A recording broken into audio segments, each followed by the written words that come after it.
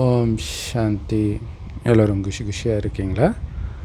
24/9/2025 சாக்கார முரளி பாப்தாதா சொல்கிறாங்க, இனிமையான குழந்தைகளே, உங்களுடைய ஆத்மான்ற பேட்ரி சார்ஜ் பண்ணணுன்றதுக்காகத்தான் பாபா வந்திருக்கிறேன்.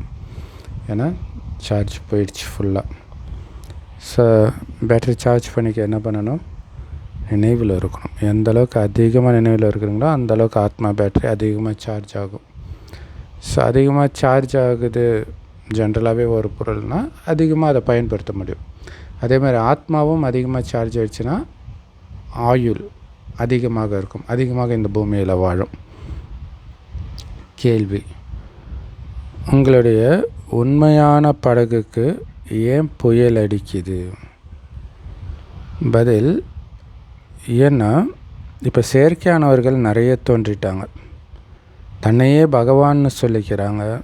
நிறைய ரித்தி சித்தி அந்த மாயாஜாலெல்லாம் பண்ணுறாங்க. அதனால் மனிதர்களால் எது உண்மைன்னு பகுத்தறிய முடியல. அதனால் உண்மையான படகு அசைக்கிறதுக்கு முயற்சி பண்ணிக்கிட்டே இருக்கிறாங்க. ஆனால் நம்முடைய உண்மையான படகு ஒருபோதும் மூழ்காதுன்னு நமக்கு தெரியும். இன்றைக்கி யாரெல்லாம் தடையை ஏற்படுத்துகிறாங்களோ அவர்களே நாளைக்கு இங்கே தான்ப்பா சத்கதிக்கான உண்மையான வழி கிடைக்குதுன்னு புரிஞ்சுக்குவாங்க அப்படின்னு சொல்கிறார். பாருங்கள், இன்றைக்கி என்ன நடக்குது, நாளைக்கு என்ன நடக்கும், ரெண்டுத்தையும் சொல்லிவிட்டு அமைதியாக இருங்க. நீங்கள் பாட்டுக்கு பாபா நினைவில் இருந்துட்டு சேவையை பண்ணிக்கிட்டு இருங்க. நிறைய தடை வரும், எல்லாமே வரதான் செய்யும். ஏன்னா பலருடைய பிஸ்னஸ் பாதிக்கப்படும் இங்கே கடவுள் வந்துட்டாருன்னு சொன்னான். ஏன்னா தன்னை கடவுள்னு சொல்லிட்டு இருக்கும்பொழுது கடவுளே இங்கே வந்திருக்கிறாரு அப்படின்னு கரெக்டான ஞானத்தை கொடுக்கும்போது அவங்க ஆட்டம் காணுவாங்க. அப்போ என்ன பண்ணுவாங்க? ஏன்னா நிறைய சாமியார்கள்கிட்ட பிரம்மகுமாரிகளை பற்றி கேட்குறத நம்ம பார்க்க முடியுது நெகட்டிவாகவே. அங்கே போனால் இது பண்ணக்கூடாதுன்றாங்க, அதை சாப்பிடக்கூடாதுன்றாங்க, இதுனா நீங்கள் எதுக்கு அங்கே போகிறீங்க அப்படின்னு சொல்கிறது.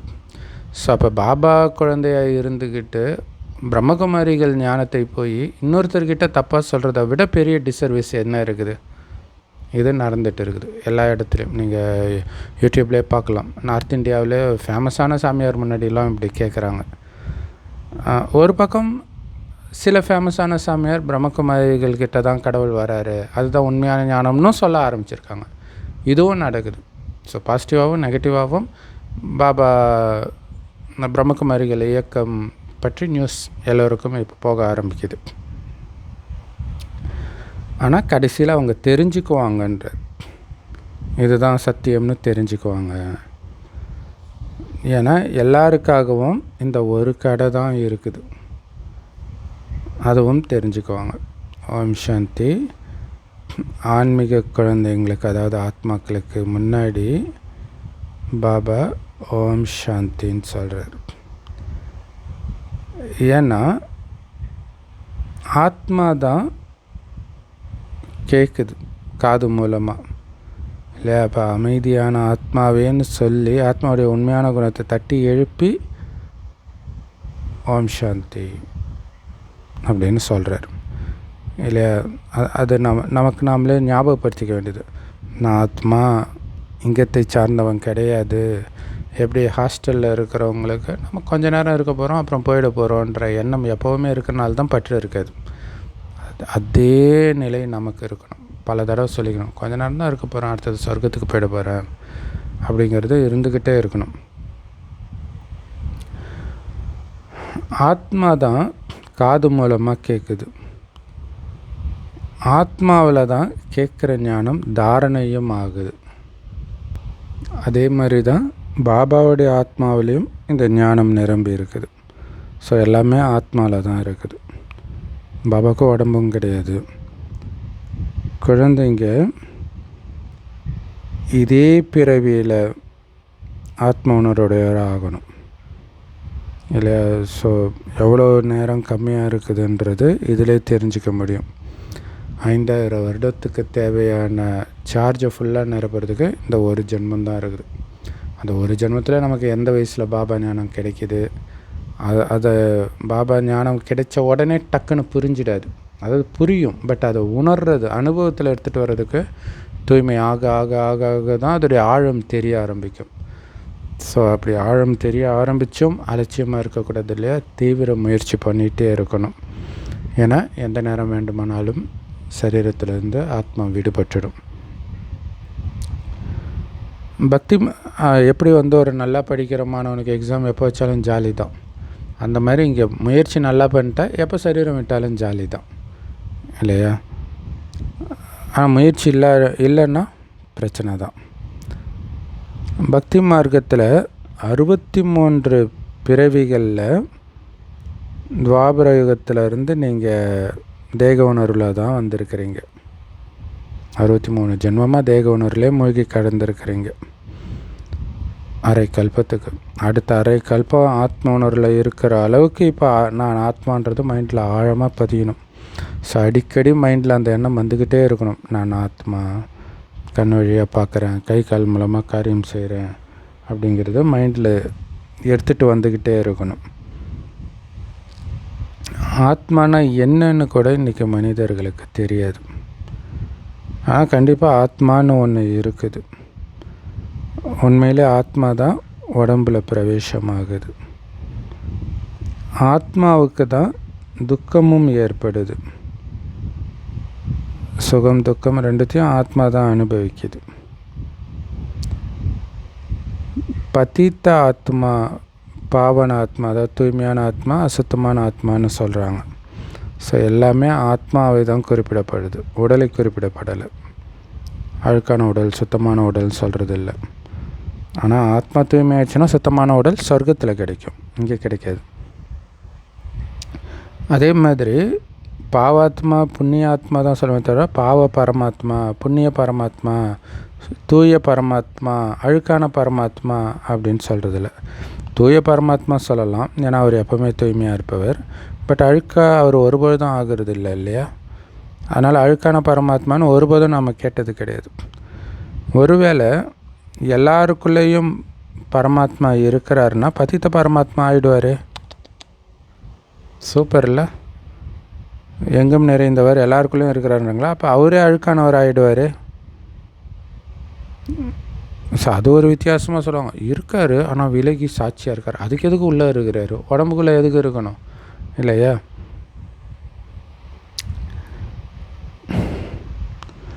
ஸோ அதனால் முக்கியமான விஷயமே ஆத்ம உணர்வுடையவர் ஆகணும். ஸோ அதனால் இங்கே முக்கியமான விஷயமே ஆத்ம உணர்வுடையவர் ஆகணும். ஆத்மா எவ்வளோ சின்னதாக இருக்குது, அதில் எப்படி இவ்வளோ பதிவுகள் நிரம்பி இருக்குதுன்னு மனிதர்களுக்கு தெரியல. ஆனால் நீங்கள் புத்தம் புது விஷயங்களை கேட்குறீங்க. இந்த நினைவு யாத்திரை கூட பாபா தான் கற்றுக் கொடுக்குறார். நான் ஆத்மா அப்படின்னு உணர்ந்து பரமாத்மாவை நினச்சிக்கிட்டு இருக்கணும். பரமாத்மாவுக்கு உடம்பு கிடையாது, நீங்களும் உடம்பு கிடையாது அப்படின்னு புரிஞ்சு அழுக்காக இருக்கிற ஆத்மாவை தூய்மையாக்கணும் அப்படிங்கிற விஷயத்த பாபா தான் கற்றுக் கொடுக்குறார். வேறு யாருமே கற்றுக் கொடுக்க முடியாது. ஸோ அப்படி உடம்பு இல்லை ஆத்மானு உணர்றதுல தான் உழைப்பு இருக்குது. அதனால் அடிக்கடி தன்னை ஆத்மான்னு புரிஞ்சுக்கணும். அடிக்கடி ஒரு வேலை செய்யும் பொழுதும், குளிக்க போகிறீங்களா, ஆமாம் நான் ஆத்மா தான் இல்லை, இன்னொரு உடம்பு எடுக்க போகிறேன்ல. ஸ்கூலுக்கு போகிறீங்களா, நான் ஆத்மா தான் இல்லை. சமைக்கிறீங்களா, நான் ஆத்மா தான் இல்லை. அது திரும்ப திரும்ப திரும்ப திரும்ப நீங்கள் அந்த எண்ணத்தை எடுத்துகிட்டு வரணும். இதுதான் பயிற்சியே. ஸோ இது எந்த அளவுக்கு நீங்கள் எடுத்துகிட்டு வரீங்களோ அந்த அளவுக்கு கொஞ்சம் கொஞ்சமாக உடல் உணர்வுலேருந்து விடுபடுவீங்க. பாருங்கள், எமர்ஜென்சி லைட் இருக்குது, பேட்ரி மூலமாக இயங்குது. அப்போவே எமர்ஜென்சி லைட் வந்துருக்கு போல இருக்குது. பிறகு இதை சார்ஜ் பண்ணுறாங்க. பாபா சூப்பரில் அது பேட்ரி மூலமாக இயங்குது. ஒரு டைமுக்கு அப்புறம் பேட்ரி காலியான உடனே என்ன பண்ணுவாங்க, மறுபடியும் சார்ஜ் பண்ணுவாங்க. அதே மாதிரி தான் ஆத்மாவும் ஒரு பேட்ரி தான். அதில் இருந்த சார்ஜை வச்சு தான் 5000 வருஷம் இயங்கி இருக்குது. 84 பிறவி நடிக்க முடிஞ்சுது. இப்போ பேட்ரி சார்ஜ் போயிடுச்சு. இப்போ சார்ஜ் ஏற்றுறதுக்கு பாபா வரார். ஸோ நாம் வந்து கரண்ட்டில் ப்ளக் பண்ணி சார்ஜ் ஏற்றுவோம். அந்த மாதிரி இங்கே பாபாவோடு நினைவு வைக்கிறது தான் ப்ளக் பண்ணுறது. இதன் மூலமாக தான் நமக்குள்ள சக்தி நிரம்புது. ஏன்னா அதிக சக்தி நிரம்பியவர், அளவற்ற சக்தி நிரம்பியவர் பாபா தான். உலகத்தில் அத்தனை ஆத்மாக்களும் பாபாவை நினைத்தாலும் பாபாவுடைய சக்தி குறைய போகிறது கிடையாது. அதனால தான் சூரியனோட ஒப்பிடுறாங்க, ஞான சூரியன். எத்தனை ஆத்மாக்கள் இருக்குது? ஸோ எல்லா ஆத்மாக்களையும் அந்த சக்தியினால் இப்போ நிரப்பணும். ஸோ அப்போ சர்வசக்திவான் பாபாவோட தொடர்பு வைக்கிறதன் மூலமாக தான் ஆத்மாவுக்குள்ளே சக்தி நிரம்பும். ஆத்மாக்களாகிய நாம் எல்லோருமே அவரோட இப்போ தொடர்பு கொள்ளணும். அப்படி தொடர்பு கொள்ளலைன்னா பேட்ரி எப்படி சார்ஜ் ஆகும்? சார்ஜ் போட்டால் தானே பேட்ரி சார்ஜ் ஆகும். இப்போ செல்ஃபோனு சார்ஜ் போடலைன்னா மறுபடியும் எப்படி யூஸ் பண்ண முடியும்? அதேமாரி ஆத்மான்ற செல்ஃபோன் சார்ஜ் பண்ணிக்கணும் 5000 வருஷத்துக்கு தாங்குகிற அளவுக்கு. ஆனால் இப்போ டைமு கிடையாது, அதுதான் விஷயம் இல்லையா? ஃபோனு கொஞ்சம் நேரத்தில் ஏறிடும். இதுவும் அப்படி தான். ஏன்னா 5000 வருஷத்துக்கு தாங்கிறது இந்த கடைசி ஒரு பிறவியில் ஏற்றுறோன்றது அந்த மாதிரி தான். ஆனால் அதுலேயே நீங்கள் அலட்சியமாக இருந்தீங்கன்னா, ஃபோனு கொஞ்சம் போட்டோன்னே எடுத்து நீங்கள் பார்த்துட்டு இருந்தீங்கன்னா எப்போ சார்ஜ் ஏறும்? அதனால தான் பாபா சொல்கிறாரு, அந்த சார்ஜ்லேருந்து எடுக்காதீங்க, உலகத்தின் விஷயத்தை பார்க்காதீங்க. பார்க்கும்போது ஏன்னா இது பேட்ரி சார்ஜ் குறையுது, அதிவேகத்தில் குறையுது. அதுவும் குறிப்பாக கலியுகத்து விஷயத்தை பார்க்கும்போது, கேட்கும்போது, நினைக்கும்போது. ஸோ கலியுகத்தின் விஷயத்தை ஒரு விஷயத்தை கேட்டிங்கன்னா திரும்ப அதே தான் வரும். ஆனால் பாபா விஷயத்தை தினம் கேட்டாலும் ஞாபகம் வச்சுக்கிறது கஷ்டமாக இருக்கும். ஏன்னா ஆத்மா சார்ஜ் கிடையாது. ஸோ அதனால தான் கலியுகத்து விஷயத்தை பார்க்காதீங்க, கேட்காதீங்க அப்படின்னு பாபா சொல்கிறார். ஸோ முழு கல்பமும் சார்ஜ் இறங்கிட்டே தான் வந்துருக்குது. இப்போ தான் சார்ஜ் ஏற்றுற நேரம். நம்முடைய பேட்ரி சார்ஜ் குறைஞ்சிடுச்சின்னு நமக்கு இப்போ தெரிஞ்சிடுச்சு. இப்போ என்ன பண்ணணும்? மறுபடியும் சார்ஜ் பண்ணணும். எப்படி? என்னோட தொடர்பு கொள்ளுங்க அப்படின்னு பாபா சொல்கிறார் இல்லையா? எல்லாமே சார்ஜ் ஏற்றுறதுக்கான யுக்தி தான் இல்லையா? பாபா சாப்பிட்றதே கிடையாது, எதையும் அனுபவிக்காதவர். ஆனால் ஏன் எனக்கு ஊட்டி விடாமல் சாப்பிட்றீங்க அப்படின்னு கேட்குறார். ஸோ இந்த மாதிரி யுக்தியெல்லாம் உருவாக்கி, ஏன்னா நீங்கள் அவருக்கு ஊட்டி விட்றீங்கன்னு போது அவருடைய நினைவு இருக்கும். நான் அவருடைய குழந்தைன்னு நினைக்கும்போது நினைவு இருக்கும். நான் அவருடைய சேவை செய்கிறேன்னு இருக்கும்போது நினைவு இருக்கும். அவர் எனக்கு சொல்லிக் கொடுக்குறாரு, நான் அவருடைய ஸ்டூடெண்ட்டுன்னு நினைக்கும்போது நினைவு இருக்கும். ஸோ இப்படியெல்லாம் யுக்தியை உருவாக்கி அவருடைய நினைவு கட்டாகாமல் பார்த்துக்கிட்டே இருக்கணும். அப்போ தான் சார்ஜ் ஏறும். ஸோ இது ரொம்ப ஈஸியாக புரிஞ்சிக்கக்கூடிய விஷயந்தானே. என்னோட உங்கள் புத்தியை இணைங்க. உங்கள் புத்தி எப்பவும் பாபாவோட மட்டும் இணைஞ்சு இருக்கணும். அப்போ தானாகவே உங்களுடைய ஆத்மாவில் சக்தி நிரம்பும், ஆத்மா தூய்மையாகிடும். இந்த ஞானத்தில் தான் வருமானம் இருக்குது, இந்த படிப்பில் தான். நீங்கள் நினைவின் மூலமாக தூய்மையாகிறீங்க, ஆயுள் அதிகரிக்குது இல்லையா? ஸோ பேட்ரி சார்ஜ் போடுறீங்க, செல்ஃபோனுக்கு சார்ஜ் போடுறீங்கன்னா செல்ஃபோன் இயங்கும். ஆனால் அந்த செல்ஃபோன் எந்த அளவுக்கு நிறைய யூஸ் பண்ணுவோம் அந்தளவுக்கு ஆப் இருக்கணும் உள்ள. அதே மாதிரி அந்த ஆப்பு தான் தெய்வீக குணங்கள். அந்த தெய்வீக குணங்களை படிப்பின் மூலமாக நம்ம வர வைக்கிறோம். அதனால தான் பாபா சொல்றார், படிப்பின் மூலமாக வருமானம். ஆனால் ஆயுள் அதிகரிக்கிறதுக்கு நினைவு, தூய்மை. அப்படி தூய்மை ஆக ஆயுள் அதிகரிக்கும், அழுக்காக ஆயுள் குறையும். ஸோ அதனால தான் பாபா சொல்கிறார் இல்லையா, போகி ஆக ஆயுள் குறையும். டக்குன்னு இறக்கிறதுக்கெலாம் காரணம் அந்தளவுக்கு போகத்தில் இருக்கிறாங்க, விகாரங்களில். ஆனால் நீங்கள் நினைவுனால் தூய்மையாகிறீங்க, அதனால் உங்களுடைய ஆயுள் அதிகரிக்குது, பேட்ரி சார்ஜ் அதிகமாகுது. பேட்ரி சார்ஜ் அதிகமாக ஆயுள் அதிகரிக்கும். ஒவ்வொருத்தரும் நாம் எவ்வளவு பாபாவை நினைக்கிறோன்னு செக் பண்ணணும். சார்ட் எழுதணும், ரொம்ப முக்கியம். சார்ட் எழுத தான் நம்ம கம்மியாக நினைக்கிறோம், அதிகப்படுத்தணும். அது அதிகமாக உங்களுக்கு போதை வரணும். இப்போ வந்து கிரிப்டோ கரன்சின்றாங்க. ஸோ அதை பற்றி சரியாக தெரியல, பட் நான் புரிஞ்சுக்கிட்ட வரைக்கும் என்னென்னா, அது ஒரு வேல்யூ கொடுப்பாங்க, அதை வந்து காசாக மாற்றிக்கலாம். அதனால் ஃப்ளக்சுவேட் ஆகும், மாறிக்கிட்டே இருக்கும். ஸோ அப்போ இந்த கிரிப்டோ கரன்சி பார்த்தாலே அவங்களுக்கு சந்தோஷம் இருக்கும். ஆனால் அது உண்மையிலே கரன்சி கிடையாது. அதேமாதிரி நிறைய இடங்களில் பொருள் வாங்கினா பாயிண்ட் ஏற்றுவாங்க. ஸோ அது ஒரு டைமுக்கு அப்புறம் அதை காசு ஆக்க முடியும், பொருளாக வாங்கிக்க முடியும். ஆனால் இங்கே நமக்கு கரன்சி என்னது? நினைவு. எவ்வளோ நேரம் நினைக்கிறீங்களோ அது உங்களுக்கு அங்கே ஆரோக்கியமாக, செல்வமாக, ஆயுளாக, அனைத்துமாக நிரம்பி கிடைக்கிது அப்படிங்கிறது இருக்கணும். இங்கே ஒன்றுனா அங்கே பல கோடி மடங்கு கிடைக்கிது. ஸோ அந்த உணர்வோடு நீங்கள் சார்ட்டு எழுதணும், அந்த சார்ட்டை செக் பண்ணணும். அப்போ தான் இந்த ஆனந்தம் வரும், ஆர்வம் வரும் சார்ட்டு வைக்கிறது. சரி, பாபாவை நினைக்க சார்ஜ் ஏறும். பாபாவை மறந்தீங்கன்னா, நினைக்கலைனாலே மறக்கிறீங்கன்னு தான் அர்த்தம். அப்போ என்ன ஆகும்? பேட்ரியில் சார்ஜ் காலி ஆகிடும். அதான் பாபா சொல்கிறார், என்னை நினைக்கலைனாலே நீங்கள் பாவம் தான் செய்வீங்கன்ற. பாபா நினைவுலேயே இருக்கிற வரைக்கும் தான் கரெக்டாக இருப்பீங்க. அடுத்தது என்ன? உலகியல் விஷயந்தான் யோசிப்பீங்க. அதான் நேற்று சொன்னார் இல்லையா, குப்பை தொட்டிக்கு போயிடுவீங்க. என்னை நினைக்கலை, நிச்சய புத்தி இல்லை அப்படின்னா மறுபடியும் குப்பை தொட்டி ஆகிடுவீங்கன்ற. ஸோ யாருக்குமே பாபாவோட உண்மையான தொடர்பே கிடையாது.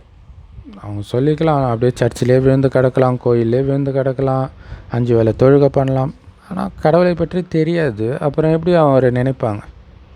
எங்கே இருக்கார் தெரியாது, நினைக்கிறதுனால என்ன நடக்கும் தெரியாது, நம்ம அழுக்காக இருக்கிறோன்னு கூட தெரியாது.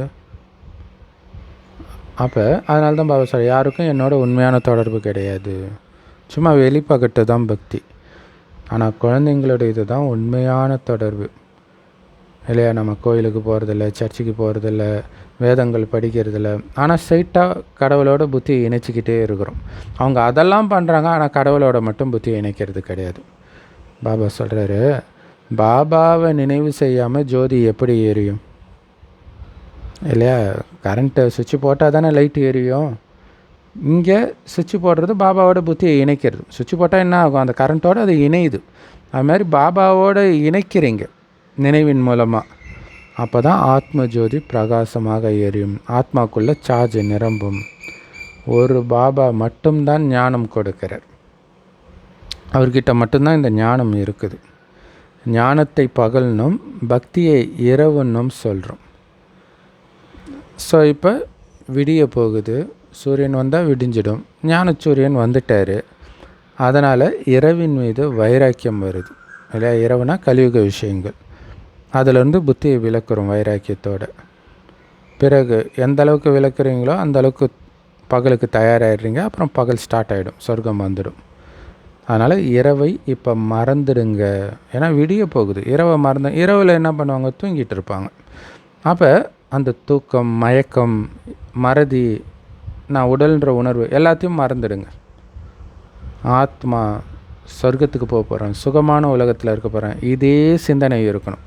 அப்போ கலியுகத்தில் இருக்கிறன்ற உணர்வே மறந்துட்டீங்க அப்படின்னாலே உங்களுக்கு ஆனந்தமாக தான் இருக்கும். ஸோ இப்போ பகலை, அதாவது சொர்க்கத்தை நினைவு பண்ணிக்கிட்டே இருங்க. நரகம் இரவு, அதை நினைக்காதீங்க இந்த கலியுக நரகத்தை. ஸோ குழந்தைங்க, நீங்கள் இப்போ சைத்தன்யத்தில், அதாவது உயிரோட்டமாக இருக்கிறீங்க.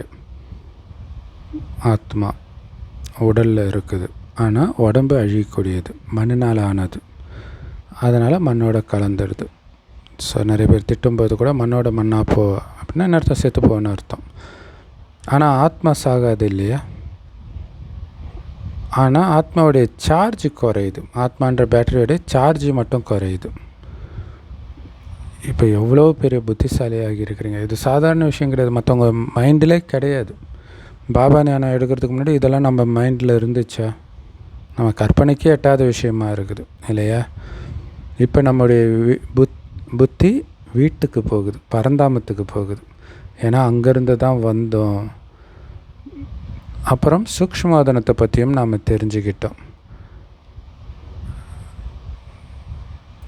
இந்த ரெண்டுத்தை பற்றியுமே உலகத்தில் யாருக்குமே தெரியாது. அட்லீஸ்ட் சொர்க்கன்ற வார்த்தையாவது சொல்லுவாங்க. பட் இந்த பரந்தாமம், சூக்ஷ்மலோகம், அது எப்படி இருக்குது, அங்கே என்ன வேலை, எதுவுமே தெரியாது. ஸோ சூக்ஷ்மவாதனத்தில் 4 கைகள் கொண்ட விஷ்ணுவை காட்டுறாங்க. ஏன்னா இங்கே 4 கைகள் கொண்ட யாரும் இருக்க மாட்டாங்க. ஸோ ஒரு விதத்தில் அது கரெக்ட் இல்லையா? அங்கே காட்சி காட்டுறதுக்காக அங்கே 4 கைகள் அல்லது எப்படி வேணாலும் அங்கே காட்டலாம். ஆனால் பூமியில் அந்த மாதிரிலாம் யாரும் கிடையாது. பிரம்மா சரஸ்வதி தான் லக்ஷ்மி நாராயணனாக ஆகுறாங்கன்ற விஷயம் கூட யாருடைய புத்தியிலும் கிடையாது. பார்த்திங்கன்னா பிரம்மா விஷ்ணு சங்கர் 3 பேரும் சூக்ஷ்மலோகத்தில் இருக்கிற மாதிரியும் 3 பேரும் அவங்கவுங்க மனைவியோடு இருக்கிற மாதிரியும் தான் பக்தி மார்க்கத்தில் காட்டி இருக்கிறாங்க.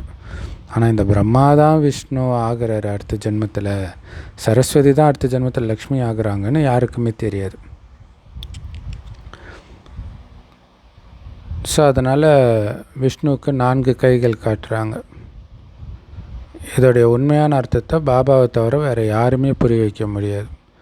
இதுக்கு முன்னாடியே தெரியுமா, லக்ஷ்மியோடைய கை 2, நாராயணனுடைய கை 2 சேர்த்து தான் 4 கைகள் காட்டியிருக்கிறாங்க இல்லற மார்க்கன்றதுனாலன்னு நமக்கு தெரியுமா? கண்டிப்பாக தெரியாது. ஸோ ஆத்மாவில் தான் சமஸ்காரம், குணம் இதெல்லாம் நிரம்பி இருக்குது. இப்போ மறுபடியும் தமோகுண சமஸ்காரத்திலிருந்து சதோ பிரதான சமஸ்காரமாக ஆத்மா தான் நிரப்பிக்கணும். அதன் மூலம் அது சதோ பிரதானமாக ஆகுது. பாபா, நாங்கள் சக்தியற்றவர்களாக இருக்கிறோம், எங்களுக்கு சார்ஜ் பண்ணுங்க, சக்தி நிரப்புங்க அப்படின்னு அப்பாவை ஆத்மாக்கள் தான் கூப்பிடுது. பாபா சொல்கிறாங்க, எந்த அளவுக்கு நீங்கள் என்னை நினைக்கிறீங்களோ அந்த அளவுக்கு உங்களுக்குள்ள சக்தி நிரம்பும் அப்படிங்கிறார். அப்போ யாரை நாம் நினைப்போம்? அன்பு இருந்தால் நினைப்போம். அதனால் பாபா சொல்கிறார், ரொம்ப ரொம்ப அன்பு இருக்கணும். ஏன்னா இழந்த அத்தனையும் பெறுவதற்கான ரகசியத்தை சொல்கிறார். அப்படின்னா அவர் மேலே எவ்வளோ அன்பு இருக்கணும். பாபா, நாங்கள் உங்களுடையவராக இருக்கிறோம், உங்களோட தான் வீட்டுக்கு போவோம். தாய் வீட்டிலேருந்து மாமியார் வீட்டுக்கு அழைச்சிட்டு போகிறாங்க இல்லையா? எப்படி திருமணமான உடனே பெண்ணை அவங்க அப்பா அம்மா தான் மாமியார் வீட்டுக்கிட்ட போய் விட்டுட்டு வருவாங்க இல்லையா? அந்த மாதிரி மாமியார் வீடு நமக்கு சொர்க்கம். ஸோ அங்கே அழைச்சிட்டு போகிறதுக்காக பாபா வந்திருக்கிறார். ஸோ அதனால தான் பாபா, நாங்கள் உங்கள் கூட தான் வருவோம் இல்லையா? பாபா கூடவே போகணும். நம்ம வீட்டுக்கும் சரி, நம்ம வீட்டுக்கு அங்கேருந்து நாம் தானாகவே சொர்க்கத்துக்கு வந்துடுவோம். ஸோ அப்படி இருக்கணும். பாபா, நாங்கள் உங்களை விடவே மாட்டோம், குழந்தை பருவத்தை மறக்காதீங்கன்னு சொல்கிறாங்களே. குழந்தைங்க அம்மா பின்னாடியே தான் இருக்கும் இல்லையா? ஆமாம், ஒரு செகண்ட் கூட அம்மா விட்டு பிரியாது. அந்த மாதிரி இருக்கணும் அப்படிங்கிறாரு பாபா. இங்கே நமக்கு அலங்காரம் செய்கிறதுக்காக 2 அப்பா கிடச்சிருக்கிறாங்க.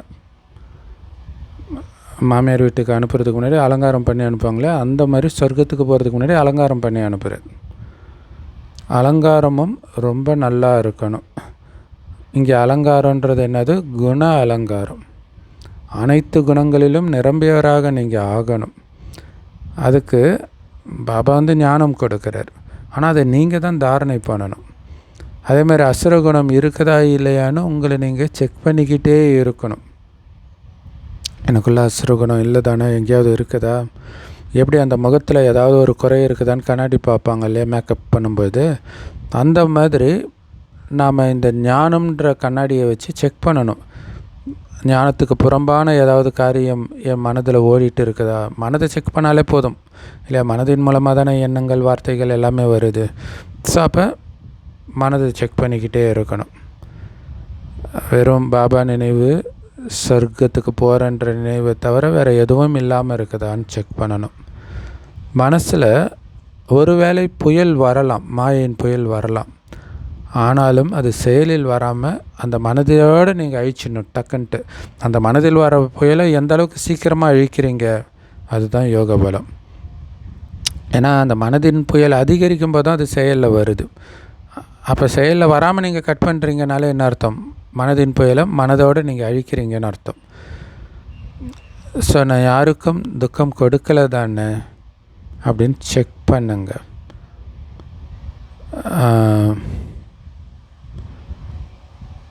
ஏன்னா என்னுடைய அப்பா துக்கத்தை நீக்கி சுகத்தை கொடுப்பவர். அப்போ அவர் அப்பான்னு சொல்லிவிட்டு நான் துக்கம் கொடுக்கலாமா?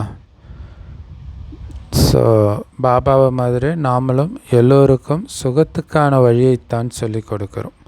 சுகத்துக்கான வழியை கற்றுக் கொடுத்துட்டு நான் மற்றவர்களுக்கு துக்கத்தை கொடுக்கறது எப்படி கரெக்டாக இருக்க முடியும்? ஏன்னா நான் சொல்கிறத மட்டும் கேட்க போகிறதில்ல, நான் செய்கிறதையும் சேர்த்து தான் அவங்க பார்க்க போகிறாங்க. அதுதான் பாபா சொல்கிறதும் செய்கிறதும் சமமாக இருக்கணுன்றார். பாபா நிறைய யுக்திகளை சொல்லிகிட்டே தான் இருக்கிறார்.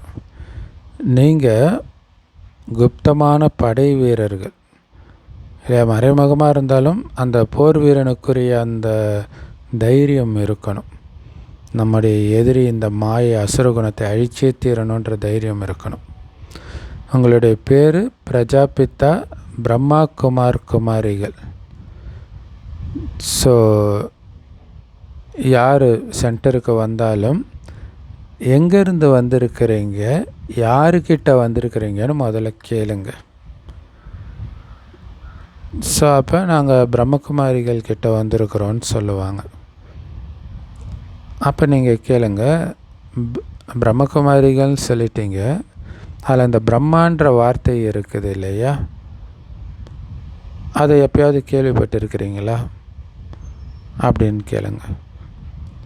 ஏன்னா அது பிரம்மகுமாரின்னுவாங்களே தவிர இந்த பக்தி மார்க்கத்தில் சொல்கிற அந்த பிரம்மாவைத்தான் இங்கே பிரம்மாகுமாரின்னு சொல்கிறாங்க, பிரம்மாவுடைய குழந்தைங்கன்னு சொல்கிறாங்கன்றது யாரும் யோசிக்க மாட்டாங்க. ஸோ அதுக்கு தான் பிரம்மா யார் தெரியுமான்னு கேளுங்க. பிரஜாபிதா பிரம்மாவுடைய பேரை எப்பயாவது கேட்டிருக்கிறீங்களான்னு கேளுங்க. ஸோ பிரம்மாவுடைய குழந்தைங்க நாங்கள் மட்டும் இல்லை, நீங்களும்.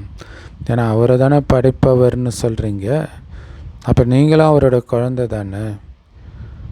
நாம் எல்லோரும் இப்போ அவருடைய குழந்தையாகிட்டோம். ஸோ உங்களுக்கு ஒரு அப்பா இருக்கிறார், அவரை பற்றி உங்களுக்கு தெரியலை. ஸோ பிரம்மாவுக்கு நாம் ஒரு குழந்தை, ஆனால் அந்த பிரம்மாவும் ஒருத்தருக்கு குழந்தை. அது யார்?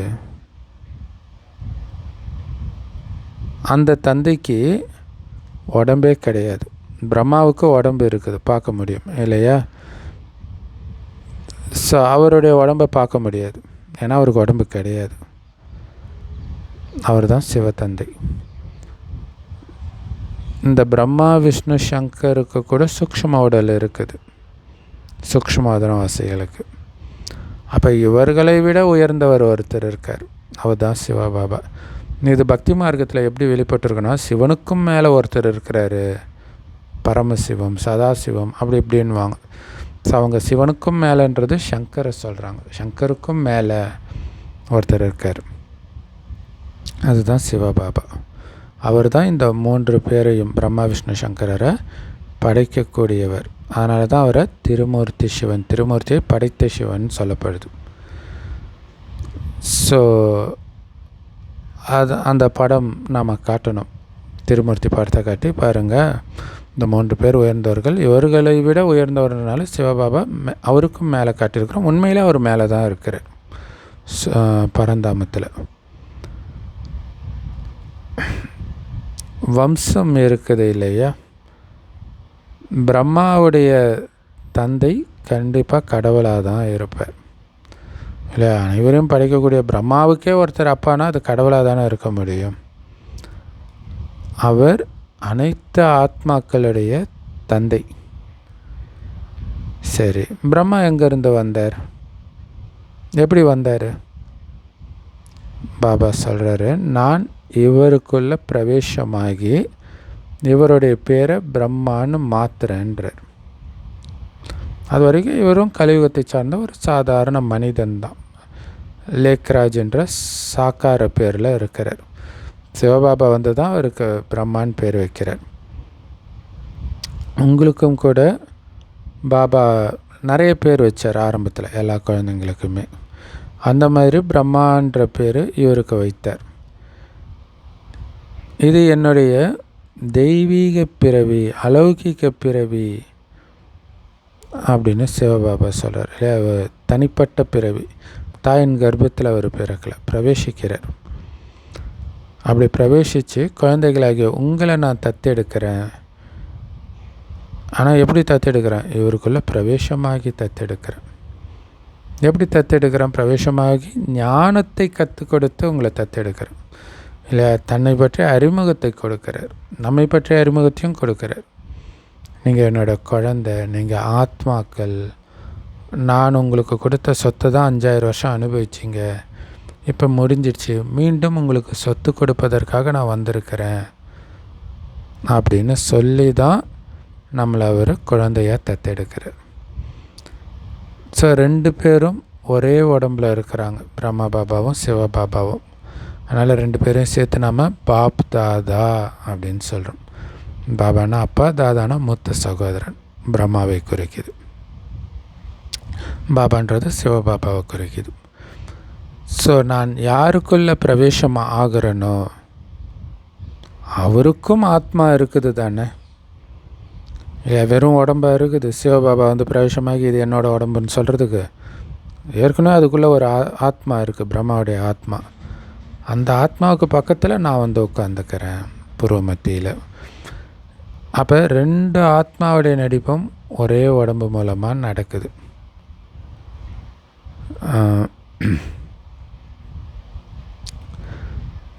ஸோ அந்த மாதிரி உண்மையிலே நிறைய இந்த மாதிரி நடக்குதுன்றார். பேய் பிடிச்சிருக்குதுன்னு சொல்கிறோம்ல, அது கூட பார்த்திங்கன்னா ஏற்கனவே ஒருத்தருடைய உடம்பில் இன்னொரு ஆத்மா, இறந்து போனவருடைய ஆத்மா பிரவேசமாகுது. அப்படி இல்லைனாலும் வர வைக்கிறாங்க. பிராமணர்களை கூப்பிட்டு இறந்தவர்களை பிராமணர் உடம்பில் வர வச்சு அதோடைய ஆசையெல்லாம் கேட்குறாங்க. சரி, பாபா சொல்கிறாரு, அப்போ ஆத்மா எங்கேருந்து வரும், எப்படி வரும்? கண்டிப்பாக அந்த பிராமண ஆத்மா பக்கத்தில் தான் அது உட்காரும் பூர்வ மத்தியில். அதே மாதிரி தான் இங்கேயுமே 2 ஆத்மாக்கள், ஒன்று சிவபாபா, இன்னொன்று பிரம்மா பாபாவுடைய ஆத்மா. 2ம் பிரம்மாவுடைய பூர்வ மத்தியில் உட்காந்துட்டு இருக்குது. என்ன வித்தியாசம் பிரம்மாவுக்கும் சிவபாபாவுக்கும் அப்படின்னா, பிரம்மாவுக்கு அவருடைய முன்ஜென்மங்களை பற்றி தெரியாது, ஆனால் சிவபாபாவுக்கு தெரியும். அதை தான் சொல்கிறார். ஸோ பிரம்மா பாபாவுக்கும் தெரியாது, உங்களுக்கும் உங்களுடைய முன்ஜென்மங்களை பற்றி தெரியாது. ஸோ 2 பேருக்குமே பாபா தான் புரிய வைக்கிறார். கல்பமாக இந்த 84 பிறவி சக்கரத்தில் நம்ம சுற்றி வரோம். சுற்றிட்டு மறுபடியும் பரந்தாம வீட்டுக்கு பாபா கிட்டே போகிறோம் அப்படின்னு இப்போ ஞாபகம் வருது. இப்போ போக வேண்டிய நேரம் வந்துடுச்சு அப்படின்னு நம்ம தயாராகிறோம். அதுக்கு பேர் தான் சங்கம யுகம். இந்த ஞானத்தை தெரிஞ்சுட்டு தயாராகிற யுகத்துக்கு பேர் தான் சங்கம யுகம். இப்போ இங்கேருந்து சொர்க்கத்துக்கு டிரான்ஸ்ஃபர் ஆகிறோம். அங்கே இருக்கிற குணத்தை எல்லாம் இங்கே தாரணை பண்ண அங்கே போயிட்டு இருக்கிறோன்னு தான் அர்த்தம். ஆல்ரெடி தயாராகிட்டோம் இல்லையா? ஞானத்தை எடுத்தோடனே சொர்க்கத்துக்கு போகிறதுக்கு தயாராகிட்டோம். அடுத்து ஞானம் எடுக்க அந்த சொர்க்கத்துடைய என்ட்ரன்ஸ், துவாபரத்துடைய கடைசி நுழைஞ்சிட்டோம் ஞானம் கிடச்ச உடனே. அதுக்கப்புறம் உள்ளே போகிறோம் சத்தியுகத்தை நோக்கி, சத்தியுகத்தின் ஆரம்பத்தை நோக்கி, நாராயணன் சிம்மாசனத்தை நோக்கி. அதுக்கு தான் பாபா நினைவு, ஞானம், தெய்வீக குண தாரணை இதிலெல்லாம் கவனம் கொடுத்துட்டு இருக்கிறோம். யோகத்தின் மூலமாக நீங்கள் கண்டிப்பாக சதோபிரதானம் ஆகிடுவீங்க. எப்போ பேட்ரி சார்ஜ் ஆகுதோ ஆன பிறகு என்ன ஆகும்? சத்தியுகத்தில் வந்துடுவீங்க.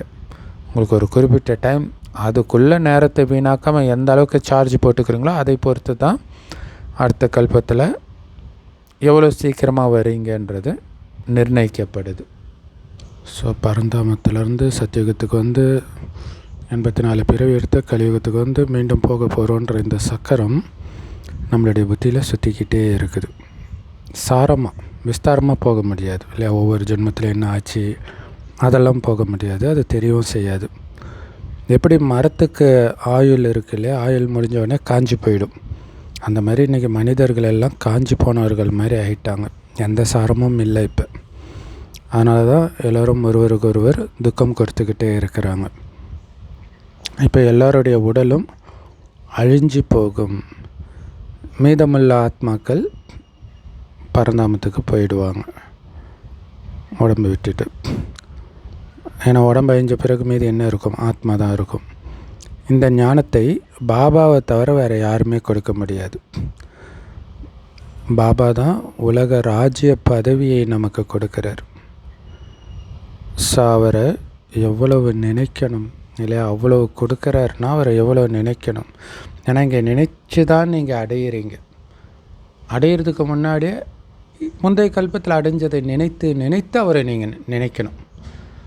ஏன்னா ஒருத்தர்கிட்டேருந்து ஒன்று கிடைக்குதுன்னா நினைவு இருக்கும். சண்டே முரளியில் சொன்னார் இல்லையா? ஸோ அதை நீங்கள் நினைக்க நினைக்க தான்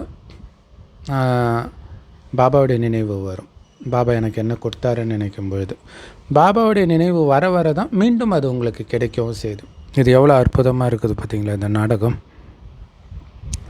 ஸோ அதனால் உலக ராஜ்ய பதவியே கொடுத்தாருன்னா அவரை எவ்வளோ நினைக்கணும். நீங்கள் நினைவில் இல்லாதனால தான் மாயை அடிச்சிடுது. மாயா கிட்ட சிக்கிக்கிறீங்க. எல்லாத்தையும் விட பயங்கரமான அடி மாயா கொடுக்கறது என்னது? காம விகாரத்தின் மூலமாக தான். ஸோ பாபா நினைவு இல்லை, நான் நாராயணன் ஆகிட்டு இருக்கிறேன், அதுக்கு மிகப்பெரிய எதிரி காமம், அதுலேருந்து விடுபட்டு இருக்கணுன்றதை மறக்கும்போது தான் விழுந்துடுறீங்க. குறிப்பாக பாபா நினைவு இருந்துச்சுன்னா ஆத்மா பலமாகவே இருக்கும். அதனால தான் பாபா 2 நாள் முன்னாடி சொன்னார் இல்லையா? நினைவின் பலத்தின் மூலமாக காரியத்தை செய்யுங்க இல்லையா? அந்த நினைவில் இருந்துக்கிட்டே காரியம் செய்யணும். காரியம் செய்கிற உணர்வே இருக்காது.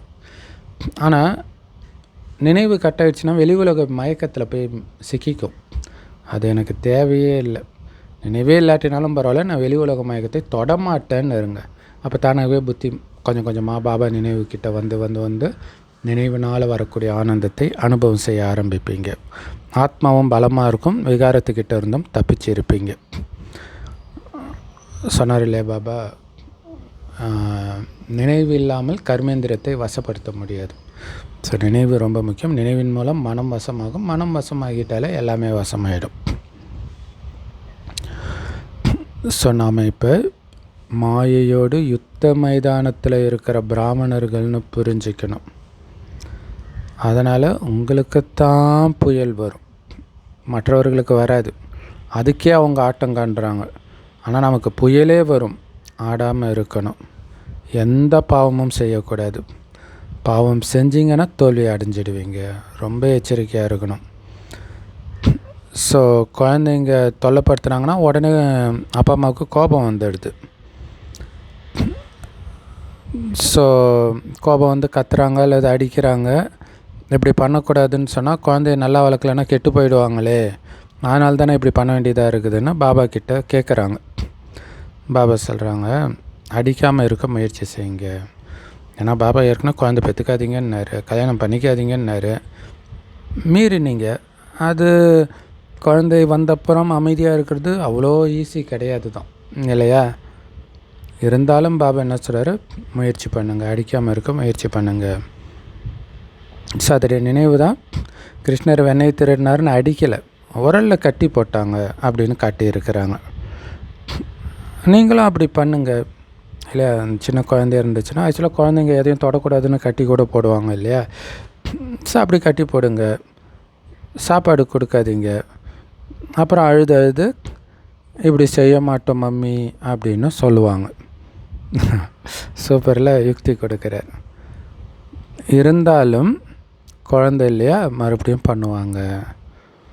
அப்போ நீங்கள் தான் புத்திமதி சொல்லி வளர்க்கணும் கொஞ்சம் கொஞ்சமாக.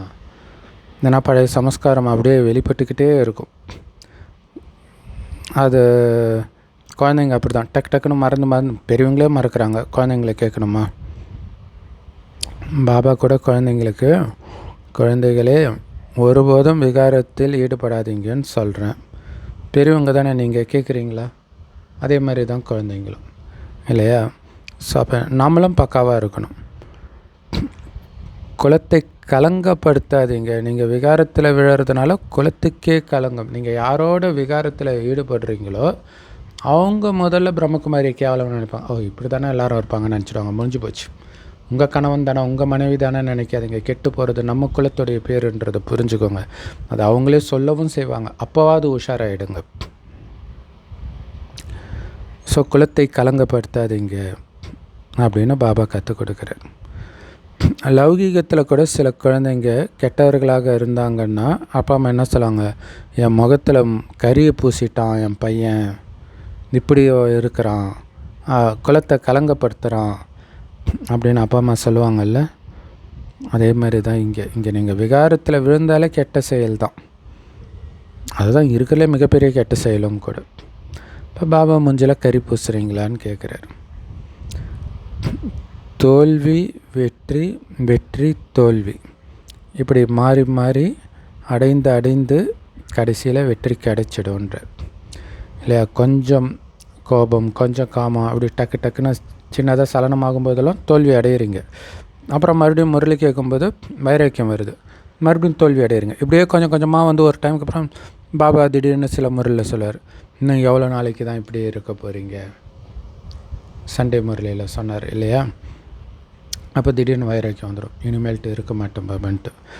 ஸோ கடைசியில் வெற்றியில் நிலைச்சிடுவீங்க. ஏன்னா உண்மையான படகுக்கு தான் நிறைய புயல் வரும். இன்றைக்கி செயற்கையானவர்கள் நிறைய பேர் தோன்றிட்டாங்க இல்லையா. தன்னையே பகவான்லாம் சொல்கிறாங்க. சிலரோ வேறு என்னென்னமோ சொல்லிகிட்டு இருக்கிறாங்க. நிறைய ரித்தி சித்தி மேஜிக்லாம் வேறு காட்டுறாங்க. சாட்சாத்காரம் கூட சேவிக்கிறாங்க.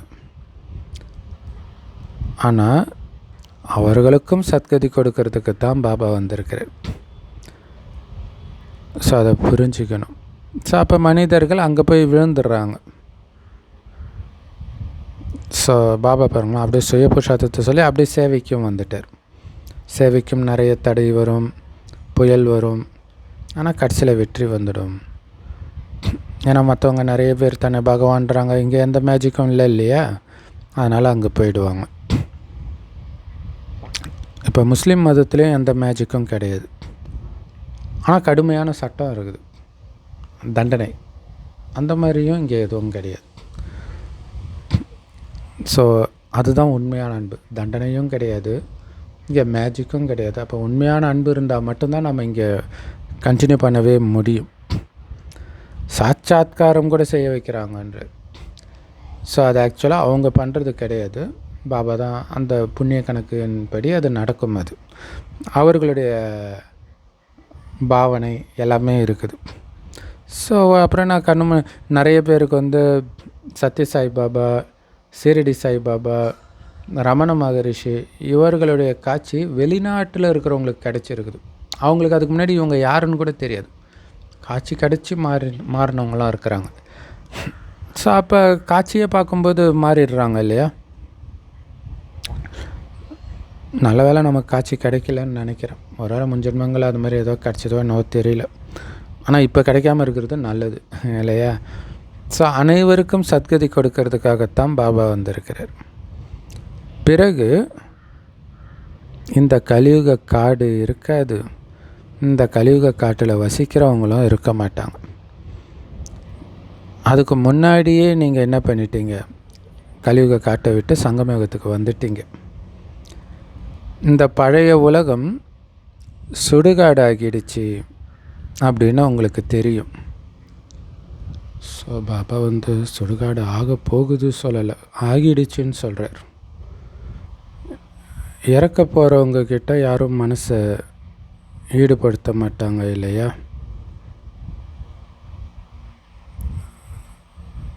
ஸோ அப்போ தான் பார்க்குறாங்க, அவங்க மரணப்படுக்கையில் இருக்கிறாங்க, உடனே அவங்க மேலே அன்பு வருமா, வராது இல்லையா. இங்கே இறக்க போகிறவங்க கூட கிடையாது. சுடுகாடு ஆகிடுச்சுன்னா என்ன அர்த்தம், ஆல்ரெடி செத்துட்டாங்க. அப்போ எதுக்கு அங்கே மனதை ஈடுபடுத்துகிறீங்க. அதனால தான் சங்கர் சுடுகாட்டில் உட்காந்துட்டு தியானம் பண்ணுற மாதிரி காட்டுறாங்க. நாம் தான், நம்முடைய நினைவு தான் அது இல்லையா. இந்த கலியுகம் எல்லாமே நம்மளை பொறுத்த வரைக்கும் அழிஞ்சிடுச்சு. நம்மளுடைய புத்தி போக போகிற சொர்க்கத்தில் மட்டும்தான் இருக்கணும். இந்த உலகம் முடிஞ்சிடுச்சு, விநாசம் ஆகிடுச்சுன்னே நினைங்கன்ற. ஆக போகுதில்ல, ஆகிடுச்சு, அதான் ஆல்ரெடி அழிஞ்சிடுச்சு, அப்படி இருக்கணும். புது உலகம் எப்போ பழசாகி அழிய போகுதோ அந்த நேரத்தில் தான் பாபாவே வரார். ஸோ எந்த அளவுக்கு பாபாவை நல்லா நினைக்கிறீங்களோ அந்த அளவுக்கு உங்களுடைய ஆத்மா பேட்டரி சார்ஜ் ஆகும். ஸோ அதே மாதிரி சில குழந்தைங்க சூப்பராக முரளி எடுக்கிறாங்க, ஆனால் நினைவின் கூர்மை இல்லை. அப்படின்னும் பொழுது அந்த சக்தி இருக்காது. அது கேட்குறவங்க மனசில் போய் பதியாது. நல்லா பேசுகிறாங்கன்ட்டு போயிடுவாங்க, அவ்வளோதான். ஸோ கூர்மையான வாள்னா ஒரே வீட்டில் 2 துண்டாகணும் இல்லையா? அந்த மாதிரி இதயத்தில் நீங்கள் சொல்கிற ஞானம் போய் துளைக்கணும் அப்படின்னா நீங்கள் யோக பலத்தில் இருக்கணும். இது புது விஷயம் கிடையாது. 5000 வருடத்துக்கு முன்னாடியும் பாபா வந்தார், இதே ஞானத்தை கொடுத்தாரு. அதே தான் மறுபடியும் கேட்குறீங்க. ஸோ அதனால தான் பாபா இதுக்கு முன்னாடி என்னை சந்திச்சிருக்கிறீங்களான்னு கேட்குறாரு குழந்தைங்க கிட்ட. ஆமாம் பாபா, போன கல்பத்தில் உங்களை சந்தித்தோம் அப்படின்னு சொல்கிறாங்க. சிலர் நாடகம்னு சொல்கிறாங்க, அதுவே முயற்சி செய்ய வைக்கும் அப்படின்னு சொல்கிறாங்க. சரி, நாடகம் இப்போ முயற்சி செய்ய வைக்கிறது தானே, அப்போ செய்யுங்க அப்படின்னு பாபா சொல்கிறார். இல்லை, பாபா கிட்ட வந்திருக்கிறீங்கனாலே நாடகம் உங்களை பாபா கிட்ட வர வச்சுருக்குதுன்னு தானே அர்த்தம். பாபா கிட்ட வர வச்சதே முயற்சி செய்கிறதுக்கு தானே, அப்போ செய்யுங்க. ஒரே இடத்துல உட்காந்துட்டு இருக்கக்கூடாது. யார் முந்தைய கல்பத்தில் முயற்சி செஞ்சாங்களோ அவங்க செய்வாங்க. இதுவரை யார் வரலையோ அவங்க கண்டிப்பாக வருவாங்க, முந்தைய கல்பத்தில் வந்திருந்தா. ஸோ முந்தைய கல்பத்தில்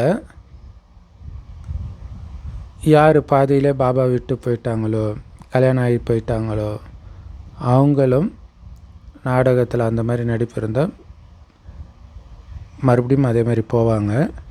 அதே மாதிரி அவங்க திரும்ப வந்திருப்பாங்க இல்லையா, அதே மாதிரி அந்த மாதிரி திரும்ப வரணும்னு நாடகத்தில் நடிப்பு இருந்தால் மீண்டும் முயற்சி செய்வாங்க. ஏன்னா வேறு எங்கே போக முடியும்? எல்லாருடைய வாளும் பாபா கிட்ட தான் மாட்ட வேண்டி இருக்குது. பீஷ்ம பிதாமகர் போன்றவர்களுக்கு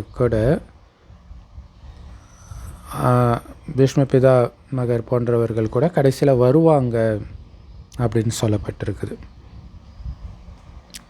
பீஷ்ம பிதாமகனா யார்? அந்த வேதங்களில் முற்றும் அறிந்தவர்கள். ஆனால் இப்போ அவங்க டக்குன்னு வர்றது கிடையாது. ஏன்னா அவ்வளோ கர்வம் இருக்குது. எனக்கு தெரியாததா இவங்களுக்கு தெரியும் அப்படின்ற ஒரு எண்ணம், அகங்காரம் இருக்கும். கடைசியில் அந்த கர்வமெல்லாம் முடிஞ்சிடும். கடவுள் இங்கே வந்திருக்கிறாருன்ட்டு எல்லா கூட்டமும் இங்கே திரும்ப கூட்டம் இருக்கிறது தான் உங்களுக்கு அகங்காரத்தை கொடுக்குறது. கூட்டம் போயிடுச்சுன்னா தானாகவே அகங்காரம் ஒடிஞ்சிடும். ஸோ நீங்கள் கூட ஒவ்வொரு 5000 வருடத்துக்கு பிறகும் இதே அற்புதமான நடிப்பை பாபாவோடு சேர்ந்து நடிக்கிறீங்க, ராஜ்யத்தையும் அடையிறீங்க. பிறகு அரை கல்பம் கழித்து ராஜ்யத்தை இழக்கிறீங்க. ஒவ்வொரு நாளும் நிறைய சென்டர், பிரம்மகுமாரி சென்டர் உருவாகிட்டே தான் இருக்குது. ஸோ பாரதவாசிகளுக்கு புரிய வைங்க, அதிலும் குறிப்பாக தேவதைகளுடைய பூஜாரிகளுக்கு புரிய வைங்க இல்லையா. உங்களுக்கு கடவுள் நம்பிக்கை இருக்கா, எந்த சாமி ரொம்ப பிடிக்கும் அப்படின்னு சொல்லி ஆரம்பிக்கலாம். அதில் நம்ம தெரிஞ்சுக்கலாம் அவங்க இவங்களுடைய பக்தர்களாக இருக்கிறாங்கன்ட்டு. சத்தியுகத்தில் தேவதை தர்மம் இருந்ததுனால அவங்களையும் பூஜை செய்கிறாங்க இல்லை, கடவுளை பூஜை செய்கிறாங்க. அடுத்தது கடவுளினால் உருவான அந்த உன்னதமான படைப்பு தேவதைகள், அவர்களையும் பூஜை செய்கிறாங்க. கிறிஸ்தவர்கள் கிறிஸ்துவுக்கு மகிமை பாடுறாங்க. நாம் ஆதிசநாதன தேவி தேவதா தர்மத்துடைய மகிமை பாடுறோம். அந்த தேவதா தர்மத்தை சுயம் பகவானே ஸ்தாபனை பண்ணார். யார் அந்த பகவான்? கிருஷ்ணர் ஸ்தாபனை பண்ணாருன்னு நினைக்கிறாங்க. அதனால தான் அவருடைய பூஜை பண்ணிகிட்டு இருக்கிறாங்க. உங்களையும் கூட சிவன்தான் ஸ்தாபனை பண்ணாருன்றதே வரிசைக்கிரமமாக தான் புரிஞ்சிருக்கிறீங்க. அதேமாதிரி சுய புருஷார்த்தத்துலேயும் வரிசைக்கிரமமாக தான் இருக்கிறீங்க. சிலர் இன்னும் எவ்வளோ நிறைய உழைக்கிறாங்க. கோவர்தன மலையை ஒரு விரல்னால் தூக்குனதாக காட்டி இருக்கிறாங்க இல்லையா. ஸோ அப்போ அதோடைய அர்த்தம் என்ன, ஒவ்வொரு பாபா குழந்தையும் கொடுக்குற ஒத்துழைப்பு ஒரு சுண்டு விரலை கொடுக்கறதுக்கு சமம். ஆனால் அதன் மூலமாகவே கலியுகத்தின் துக்கம் என்கிற மலை தூக்கி அண்ணாண்ட கடாசப்படுது. இப்போ இருக்கிறது பழைய உலகம். எந்த பொருள்லையுமே சக்தி இல்லை. தங்கமும் சுரங்கத்தில் இப்போ கிடைக்கிறதில்ல, எல்லாம் காலியாகுது. தங்கமும் கிடைக்கல, நிலக்கரி கிடைக்கல, பெட்ரோல் எல்லாமே காலியாகுது. ஆனால் சொர்க்கத்தில் தங்க மாளிகை உருவாக்குற அளவுக்கு தங்கம் இருக்கும். இப்போ அரசாங்கத்தை தொல்லைப்படுத்துகிறாங்க, கடன் கொடுக்க வேண்டியதாக இருக்குது. அரசாங்கமே தொல்லைப்படுது இல்லை, வெளியிலேருந்து கடன் வாங்குது, வெளிநாடுகளில் இருந்து. ஆனால் சொர்க்கத்தில் அளவற்ற செல்வம் இருக்கும். சுவர்களில் கூட வைர வைடூரியங்களை பதிப்பாங்கன்னா எப்படி இருக்கும் யோசிச்சு பாருங்கள். ஸோ வைரங்கள் பதிக்கணும்னு ஆர்வம் இருக்கும். அங்கே பணத்துக்கும் எந்த குறையும் அங்கே இருக்காது. குபேரனின் பொக்கிஷம் இல்லையா, அதனால தான் புராண கதையில் கூட குபேரன் தான் இந்த மாளிகையை கட்டி கொடுத்தான், அந்த மாளிகையை கட்டி கொடுத்தான், புஷ்ப விமானம் செஞ்சு கொடுத்தான், இப்படியெல்லாம் வரும். அலாவுதீனுடைய ஒரு விளையாட்டை காட்டுறாங்க.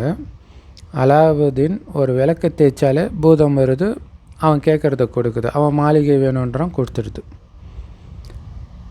இங்கே அந்த மாதிரி விளக்கு பாபா தான். அவரை நினைக்க நினைக்க நமக்கு எல்லாமே உருவாகுது சொர்க்கத்தில். ஸோ அதேமாரி திவ்ய திருஷ்டி மூலமாக சொர்க்கத்துக்கு போகிறாங்க. ஆனால் அது காட்சி தான் இல்லையா. அங்கே இளவரசன் இளவரசிகள் கிட்ட இருக்கக்கூடிய அந்த புல்லாங்குழல் கூட வைரங்கள்னால் செய்யப்பட்டிருக்குமோ. எல்லா பொருளுமே வைரங்கள்னால் செய்யப்பட்டிருக்குமோ. அப்போ எப்படி இருக்கும் யோசிச்சு பாருங்கள். ஆனால் இப்போ வைரத்தை ஒரு நகையாக செஞ்சு போட்டுக்கிட்டால் கூட கொள்ளையடிச்சிட்டு போயிடுவாங்க. தேவைப்பட்டால் அணிஞ்சிருக்கிறவங்கள கொலை பண்ணிவிட்டு கூட கொள்ளையடிச்சிட்டு போவாங்க. அப்படி தானே இருக்குது இன்றைக்கி உலகம். ஏதோ ஒரு ஊரில் சில வருடங்களுக்கு முன்பு கல்யாண பொண்ணு பாத்ரூமுக்கு போகும்போது அங்கே அந்த பொண்ணை ஒளிஞ்சிருந்து கொலை பண்ணிவிட்டு நகையெல்லாம் எடுத்துகிட்டு போயிருக்காங்க. இன்றைக்கி உலகம் எப்படி இருக்குது பாருங்கள். அங்கே இந்த மாதிரி விஷயங்கள்லாம் கிடையாது. இந்த உலகமே ரொம்ப பழசாயிடுச்சு, அழுக்காகிடுச்சு. ஆனால் அந்த லக்ஷ்மி நாராயணனுடைய உலகமோ ஆஹா ஆஹான்னு இருந்ததுன்றார். இதையும் அதையும் அப்படியே கண்ணு முன்னாடி எடுத்துகிட்டு வர்றார். வைர வைடூரியங்களுடைய மாளிகை இருந்தது. அவங்க மட்டும் தனியாக இருந்தாங்க, நிறைய பேர் இருப்பாங்க இல்லையா. அதுக்கு தான் சொர்க்கம்னு பேர். உண்மையிலே நாம் தான் இந்த சொர்க்கத்துக்கு அதிபதியாக இருந்தோம்னு இப்போ நமக்கு தெரியும்.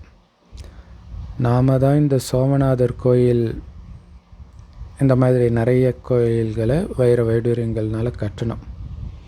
அப்போ பக்தி மார்க்கத்தில் கூட நம்ம எவ்வளோ பணக்காரராக இருந்தோம் யோசிச்சு பாருங்கள். கோயில் கட்டி பூஜை பண்ணோம். கோயில் இன்றைக்கி கோயில் யாராவது தனி மனிதர் கட்டுறாங்களா, நிறைய வசூல் வாங்கி அதுலேயும் நிறைய பேர் கட்டாமலே கூட இறந்துடுறாங்க. ஆனால் தனி மனிதனாக கட்டும். ஆத்மாவுக்கு தன்னுடைய 84 பிறவிகளின் ஞானம் இப்போ கிடைச்சிடுச்சு. எவ்வளோ வைர வைடூரியங்கள் இருந்தது நம்மக்கிட்ட, எங்கே போச்சு? இப்போ கொஞ்சம் கொஞ்சமாக அழிஞ்சிடுச்சு. நமக்குள்ளே பாவம் சேர சேர வெளியில் முகலாயர்கள் இவங்கெல்லாம் கொள்ளையடிச்சிட்டு போயிடுறாங்க. அவங்க இங்கேருந்து கொள்ளையடிச்சிட்டு போய் எங்கே வைக்கிறதுன்னு தெரியாமல் சமாதியில் வைரத்தை வைக்கிறாங்க. ஏன்னா அவங்க கோயிலில் அது வைக்கக்கூடாதுன்னு ரூல்ஸ் இல்லையா. இங்கே கோயிலிருந்து கொள்ளையடிச்சிட்டு போய் சமாதிகளில் வைரங்களை பதித்தனர், தாஜ்மஹால் போன்றவைகளை கட்டினர். பிறகு பிரிட்டிஷ் அரசாங்கம் அங்கேருந்து தோண்டி எடுத்துகிட்டு போயிடுச்சு. அவங்க ஒழிச்சு வச்சிருந்ததெல்லாம் பிரிட்டிஷ் அரசாங்கம் எடுத்துகிட்டு போச்சான். ஸோ 2 பேருமே திருடி தான் இருக்கிறாங்க. அதனால் இப்போ ஒன்றுமே கிடையாது. பாரதம் பிச்சைக்கார நாடாக மாறிடுச்சு. கடன் மேலே கடன் வாங்கிக்கிட்டே இருக்குது. அதனால தான் பயமுறுத்துகிறாங்க இல்லையா? இப்போ ட்ரம்ப் அவ்வளோ பயமுறுத்தும் போது தான் அதை சார்ந்து நாம் இருக்கிறோன்றது ஒவ்வொருத்தரும் உணர்கிறாங்க. ஏன்னா இந்த இப்போ உடனே விசா கேன்சல் பண்ணுறது இதெல்லாம் பார்க்கும்போது டக்குன்னு எல்லாமே காலி ஆகுது. தானியங்கள், சர்க்கரை எதுவுமே கிடைக்க மாட்டேங்குது. இப்போ இந்த உலகம் மாறணும். ஆனால் அதுக்கு முன்னாடி ஆத்மாவின் பேட்டரியை தூய்மையாக்கணும். அதுக்கு சார்ஜ் நிரப்பிக்கணும் இல்லையா? சொர்க்கமாக மாறுது, ஆனால் அங்கே வருவதற்கு உங்களுக்கு ஆயுள் வேணுமே இல்லையா? அப்படியே ரிவர்ஸில் இருந்து தானே வருது. கலியுகம், அப்படியே துவாபர யுகம், திரேதா யுகம், அப்படியே சார்ஜ் ஏற அப்படியே போகும். அப்போ ஃபுல் சார்ஜ் ஆனால் தான் சத்தியுகத்துக்குள்ளேயே போக முடியும். அதுக்கு தான் வந்திருக்கிறார். சார்ஜ் நிரப்புறதுக்கு தான் பாபா வந்திருக்கிறார். வழி என்ன? பாபாவை கண்டிப்பாக நினைக்கணும். அதுதான் வழி. புத்தியின் யோகம் பாபா கிட்ட மட்டும் இருக்கட்டும். நீங்கள் எது பண்ணாலும் புத்தி பாபா கிட்ட இருந்துக்கிட்டே இருக்கட்டும் இல்லையா? நான் பாபா நினச்சிட்டு இருக்கிறேன், ஆத்மா சார்ஜ் ஆகுது, தூய்மையாகுது, ஆஸ்தி நிரம்புது. இது மைண்டுக்குள்ளே ஓடிக்கிட்டே இருக்கணும். அவர்கிட்ட இருந்து நமக்கு சொத்து கிடைக்குது. இதில் தான் மாயையோடு யுத்தம் நடக்குது. ஸோ பாபா கிட்ட இருந்து தான் ராஜ்ய பதவி, ஆஸ்தியை கிடைக்குதுன்னா அவரை தான் நினைக்கணும் இல்லையா? ஆனால் மாயை ஆஸ்தியை அடைய விடாது. அதுக்கு என்ன பண்ணணும்? நினைவை கட் பண்ணிக்கிட்டே இருக்கணும். அதை தான் மாயை பண்ணுது. இதுதான் மாயையின் யுத்தம். ஸோ இதுக்கு முன்னாடி இதெல்லாம் நமக்கு தெரியாமல் இருந்துச்சு. அதனால் விகாரத்தில் மூழ்கி கலந்தோம். இப்போ தான் தெரியுது, ஆஹா என்னுடைய ராஜ்யத்தை நீ இப்படி தான் அபகரிச்சியா அப்படின்ட்டு அதை எதிர்த்து சண்டை போடுறோம். அதுக்கு முன்னாடி மற்றவர்கள் எப்படி இருந்தாங்களோ இப்போ இருக்கிறாங்களோ அப்படி தான் நீங்கள் இருந்தீங்க இல்லை? நீங்கள் ஒரு காலத்தில் இப்படி தான் இருந்தீங்க. அப்போ பாபாவுடைய கருணை, பாபா குழந்தைகளுடைய கருணை, பாபாவுடைய ஞானம் உங்களுக்கு கிடைச்சிது. நீங்கள் எழுந்திரிச்சிட்டிங்க அப்படின்னா அதே கருணை மற்றவர்கள் மேலேயும் நீங்கள் வைக்கணும் இல்லையா? நீங்கள் இப்போ சங்கம யுகத்துக்கு வந்துட்டீங்க. மற்றவங்க இன்னும் கலியுகத்தில் தான் இருக்கிறாங்க. ஸோ அவங்கள சங்கம யுகத்துக்கு இழுக்கிறதுக்கு என்னெல்லாம் யுக்தி இருக்குதோ அதெல்லாம் நீங்கள் ஃபாலோ பண்ணணும். மனிதர்கள் அவங்களுக்கு என்னெல்லாம் தோணுதோ அதெல்லாம் சொல்லிகிட்டு இருக்கிறாங்க. ஆனால் அவங்க பிரம்மகுமாரிகளை பார்த்து சொல்கிறாங்க, இவங்களுக்கு என்ன தோணுதோ இவங்க அதெல்லாம் சொல்லிகிட்டு இருக்கிறாங்கப்பா அப்படின்னு சொல்கிறாங்க. ஸோ அப்போ அவங்களுக்கு புரிய வைக்கிறதுக்கு ரொம்ப யுக்தி வேணும் இல்லையா? அவங்க பண்ணுறது தப்புனா அவங்களுக்கு கோபம் வந்துடுது. அப்போ அதை பற்றி சொல்லாமல் அழகாக வாழைப்பழத்தில் ஊசி ஏற்றுற மாதிரி நம்ம ஞானத்தை எப்படி அவங்க ரீதியிலே போய் சொல்லணும் அப்படின்னு நம்ம யுக்தியை உருவாக்கணும். ஸோ மெல்ல மெல்ல அதை சிவானி தீதி அற்புதமாக பண்ணுறாங்க இல்லையா? பாசிட்டிவ் திங்கிங்கிற பேரில் பேசி அதில் எப்பயாச்சும் ஞானத்தையும் சொல்லிடுறாங்க. இன்னொன்று எல்லா ப்ரோக்ராம்லேயுமே கடைசியில் பிரம்மகுமாரி, அவங்க பிரம்மகுமாரின்னு தெரியுது இல்லை? ஸோ அதுவே ஒரு பெரிய விஷயம் தானே. ஸோ மெல்ல மெல்ல உங்களுடைய வளர்ச்சி அடைஞ்சிக்கிட்டே இருக்கும். இப்போ பாபா மிகப்பெரிய பல்கலைக்கழகத்தை திறந்து வச்சிருக்கிறார். இதில் புரிய வைக்கிறதுக்கு படங்கள் வேணும் இல்லையா? ஸோ மதுபன் பெரிய பல்கலைக்கழகம், எல்லாமே பெரிய பல்கலைக்கழகம் தான். ஒரு பாபா சென்டரும் சரி, கீதா பாடசாலையும் சரி. ஸோ அப்போ புரிய வைக்கிறதுக்கு படம் இருக்கணும். இன்னும் போக போக உங்ககிட்ட இந்த படங்கள் அனைத்தும் டிரான்ஸ்லேட் மாதிரி வந்துடும். பிறகு புரிய வைக்கிறது ரொம்ப ஈஸியாக இருக்கும் இல்லை? டிரான்ஸ்லேட்டு இப்போ பேனரில் வந்துடுச்சு, நிறைய டெக்னாலஜி வந்துடும். நாம் நம்முடைய ராஜ்யத்தை ஆக்சுவலாக கண்காட்சியிலலாம் சொர்க்கத்துடைய காட்சிகள், சொர்க்கம் இந்த மாதிரி இருக்கும். இப்போ ஏஐனால் அது அசைகிற மாதிரி கூட, ஏற்கனவே அசைகிற மாதிரி ஸ்லைட்டாக பண்ணியிருக்கிறாங்க. பட் தத்ரூபமாகவே கூட பண்ணுற டெக்னாலஜியும் வரலாம். ஸோ அப்போ புரிய வைக்கிறது ரொம்ப ஈஸியாகிடும். நாம் நம்முடைய ராஜ்யத்தை பாபாவுடைய நினைவின் மூலமாகவும் இந்த ஞானத்தின் மூலமாகவும் மறுபடியும் ஸ்தாபனை பண்ணிகிட்டு இருக்கிறோம். ஆனால் ஸ்தாபனை பண்ண விடாமல் மாயா ரொம்ப ரொம்ப ஏமாற்றிக்கிட்டே இருக்குது. கடைசி நேரமாக ஆக பயங்கரமாக ஏமாற்றும், பயங்கர சாமர்த்தியசாலியமாக. ரொம்ப எச்சரிக்கையாக இருக்கணும். ஏமாற்றத்துலேருந்து பாதுகாப்பாக இருங்க இல்லையா. இதெல்லாம் நமக்கு அந்த மகாபாரதத்தில் கடைசியில் பாண்டவர்கள் ஒவ்வொருத்தராக இறப்பாங்க. அது காரணம் என்னன்னு தர்மர் சொல்லிக்கிட்டே இருப்பார். அவளுக்கு அழகாக இருக்கிறன்றது ஒரு கர்வம் இருக்குது, இன்னொருத்தர் எனக்கு தான் எல்லாம் தெரியும், நான் ஞானம் நிரம்பியவன்ற கர்வம் இருக்குது. ஸோ இதெல்லாம் வராமல் இருக்குதான்னு செக் பண்ணிக்கிட்டு இருக்கணும். வந்தால் நம்ம செத்துட்டோன்னு புரிஞ்சுக்கணும். ஸோ அப்போ உயிரோடு இருக்கணும்னா மாயக்கிட்ட ஏமாறாமல் இருக்கணும். பாபா நான் கருவி என்னை அழைச்சிட்டு போகிறார், அப்படியே மற்றவங்களுக்கு இந்த ஞானத்தை சொல்கிறேன்ற உணர்வே இல்லாமல் சொல்கிறேன். அதான் விடுபட்டு சேவை. அது எப்படி? பாபா நினைவிலேயே இருக்கும்பொழுது. அப்போ அந்த அகங்காரம் வராது, பாதுகாப்பாக இருப்பீங்க. ஸோ பாபா நிறைய வழிமுறைகள் சொல்லிக்கிட்டே இருக்கிறாரு. பாபாவை நினச்சிங்கன்னா உங்களுடைய பாவங்கள் எல்லாம் அழிஞ்சிடும், லக்ஷ்மி நாராயணன் ஆயிடுவீங்க அப்படின்னு மட்டும் வாயினால் சொல்லுங்கள். இந்த பேட்ச் கூட பகவானே உருவாக்குனது. அப்போ இதுக்கு நீங்கள் எவ்வளவு மரியாதை கொடுக்கணும். நல்லது. சம அற்புதமான முரளி கொடுத்த அன்பான தாய் தந்தை பாப்தாதாவுக்கு அன்பு நினைவுகள் மற்றும் காலை வணக்கம். பாபா சொல்கிறாங்க, எல்லா குணங்கள் தெய்வீக குணங்கள்னாலேயும் உங்களை அலங்காரம் பண்ணிக்கணும். பாருங்களேன், கலியுகம் எப்படி இதை மாற்றி என்னமோ ஒன்று வரும், கலவையும் கற்றுமாறன்னு நினைக்கிறேன். ஸோ எல்லாத்தையும் கற்றுக்கோ அப்படி சொல்கிறாங்க. ஏற்கனவே கெட்டு குட்டிச்சவராக இருக்கிறாங்கன்னு அவங்களுக்கு தெரியல. ஸோ அதில் இருந்தெல்லாம் நம்ம விலகி இருக்கணும். தெய்வீக குணத்தை மட்டுமே நிரப்பிக்கணும். ஏன்னா அதுதான் நமக்கு அலங்காரம்.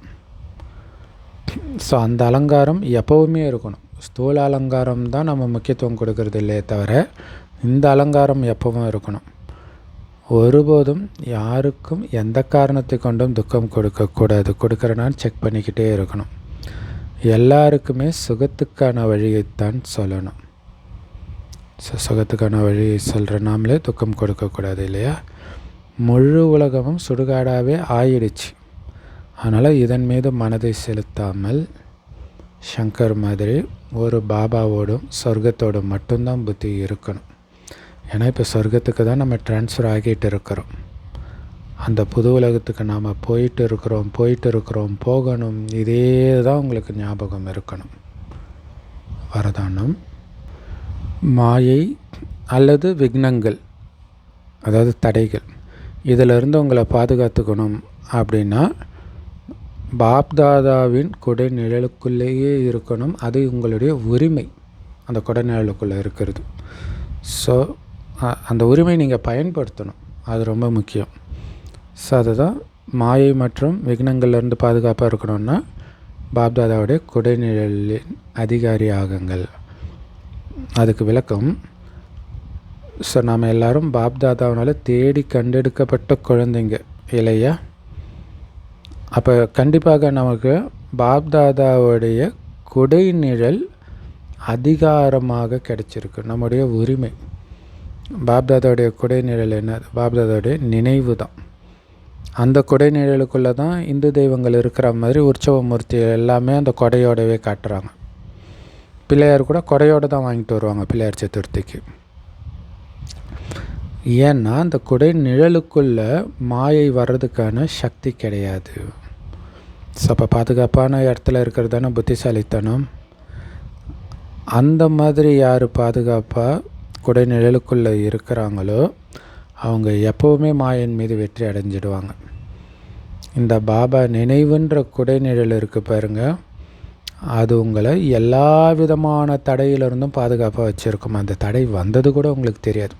அதனால தான் நினைவில் இருந்துக்கிட்டே காரியம் செய்யுங்க. அது ரொம்ப சூப்பரான லைன் அது இல்லையா. அப்போ உங்களுக்கு தடையே அனுபவமாகாது. தடை வந்தால் கூட வேறு ஏதோ ஒரு வழிக்கு பாபா நம்மளை திருப்புறாருன்னு தான் தோணும். அப்போ ஏன்னா அது தடைன்னு நினைக்கும் போது உங்களுக்கு அந்த நெகட்டிவ் எனர்ஜி வந்துடும், சோர்வு வந்துடும். ஆனால் இது உங்களுக்கு இன்னும் இன்னும் ஊக்கத்தையே கொடுக்கும். பாபா பண்ணுறார், பாபா பண்ணுறார், அவ்வளோதான். ஸோ எந்த விதமான தடையும் பாபாவுடைய நினைவுன்ற கொடை நிழலுக்குள்ளே இருக்கிறவங்க கிட்ட வரவே முடியாது. இந்த பாபா நினைவுன்ற கொடைநிழலில் இருக்கிற குழந்தைங்களுக்கு ரொம்ப ரொம்ப ரொம்ப ரொம்ப கஷ்டமான விஷயம் கூட ரொம்ப ஈஸியாக தான் அனுபவமாகும். மலைக்கு சமமான பிரச்சனை கூட அவங்களுக்கு பஞ்சு மாதிரி லேசாக தான் அனுபவமாகும். ஸோ பாபா நினைவுன்ற கொடைநிழலில் இருக்கணும். எல்லா முரளியுடைய சாரமுமே அதுதான். ஸ்லோகன்: பிரபுவுக்கு பிரியமானவர், மக்களுக்கு பிரியமானவர் மற்றும் சுயத்துக்கு பிரியமானவர். இப்படி மூன்றுக்கும் பிரியமானவர் ஆகணும்னா என்ன ஆனாலும் திருப்தியாக இருக்கணும். அந்த திருப்தியின் குணத்தை தாரணை பண்ணணும் இல்லையா? அதான் பாப்பா சொல்கிறாரு, ஐயோ ஏன் இப்படி ஆச்சுன்னு நீங்கள் நினச்சாலே ஃபெயிலுன்றார், புலம்புனா ஃபெயிலுன்றார். எதாக இருந்தாலும் திருப்தியாக இருக்கிற அப்படி இருந்தீங்கன்னா பாபாவுக்கும் அந்த குழந்தையை தான் பிடிக்கும், மனிதர்களுக்கும் அந்த மாதிரி ஆட்களை தான் பிடிக்கும், உங்களுக்கே உங்களை அப்போ தான் பிடிக்கும். இல்லைனா புலம்பிக்கிட்டே என்னடா வாழ்க்கை இதுன்னு ஆகிடும். அவ்யக்தேஷரா பாபா நினைவென்ற அக்னியை மூட்டி யோகத்தை ஜுவாலா ரூபமாக்குங்கள். குறிப்பாக நினைவு யாத்திரையை சக்திசாலியாக இருக்கணுன்றார். அப்படின்னா அந்த நினைவு கட்டாகாமல் இருக்கணும். ஒரு காரியம் செஞ்சால் அந்த காரியத்தை பிரேக் எடுத்துகிட்டு கூட பாபாவை நினைங்க, அப்படி இருக்கணும் அது. ஏன்னா நினைவு தான் மெயின். ஞான ஸ்வரூபத்தின் அனுபவியாகுங்கள். இல்லை, ஞானத்தை என்னெல்லாம் கேட்குறீங்களோ அது உங்கள் குணத்தில் வெளிப்படணும், அதுதான் அனுபவி ஆகிறது. உயர்ந்த ஆத்மாக்கள் நீங்கள். உங்களுடைய சுப உணர்வு, மற்றவர்களுக்கு நன்மை செய்யணுன்ற உணர்வு மற்றும் சக்திசாலியான சூழ்நிலை, நிறைய தவிச்சிட்டு இருக்கிற, அலைஞ்சிட்டு இருக்கிற, உதவி கேட்டுட்டு உங்களை கூப்பிட்டுட்டு இருக்கிற ஆத்மாக்களுக்கு ஆனந்தம், சாந்தி மற்றும் சக்தியின் அனுபவம் செய்ய வைக்கும். எது? உங்களுடைய சுப உள்ளுணர்வு அவங்களுக்கு நன்மை செய்யும். நன்மை செய்கிற உள்ளுணர்வு, நீங்கள் உருவாக்குற அந்த சக்திசாலியான வாயுமண்டலம், இது எல்லாமே அலைஞ்சிட்டு இருக்கிற அந்த பக்த ஆத்மாக்களுக்கு சுகம், சாந்தி, அமைதி, சக்தி எல்லாத்தையும் அனுபவம் செய்ய வைக்கும். அப்படி செய்ய வைங்க. உங்களை தானே கோயில் கட்டி கும்பிட்றாங்க, அப்போ அவங்கள அமைதியாக வச்சுருக்க வேண்டியது உங்களுடைய பொறுப்பு தானே. அதுக்கு நீங்கள் பண்ண வேண்டியதெல்லாம் பாபாவுடைய நினைவில் இருந்து ஞானத்தின் சொரூபமாகி சுபமான எண்ணங்களை மட்டுமே உருவாக்கிட்டு இருக்கணும். செம பவர்ஃபுல்லான அவ்யக்தேஷரா, செம பவர்ஃபுல்லான முரளியும் கூட. Love you Bap Dada. Thank you Bap Dada. குஷியாக இருங்க, குளிர்ச்சியாக இருங்க.